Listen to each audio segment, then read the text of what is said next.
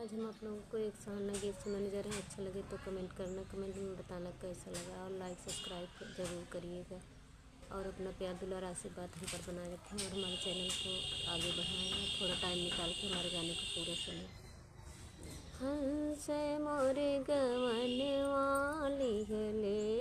हंस मोर गवन वाली हले, जाला बदरी में, हंस मोर गवन वाली हले,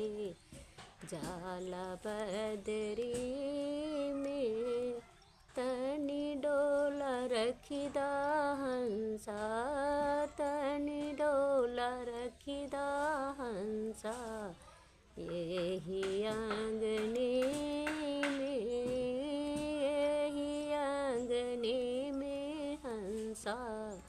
यही आंगने में,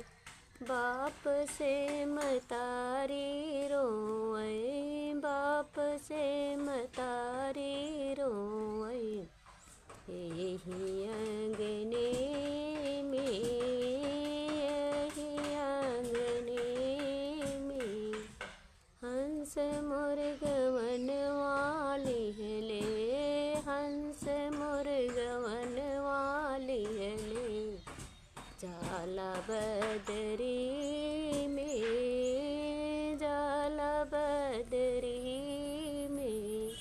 तनी डोला रखिदा हंसा,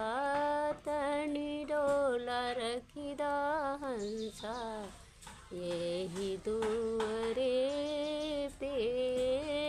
यही दुअरे पे हंसा, यही दुअरे पे, भैया से भतीजा रोए, भैया से भतीजा रोए, यही दुअरे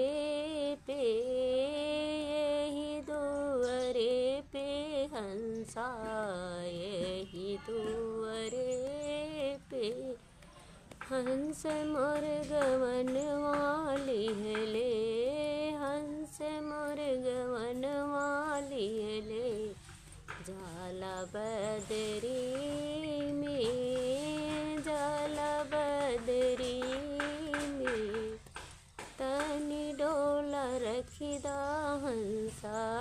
तनी डोला रखिदा हंसा, यही गाँवा में,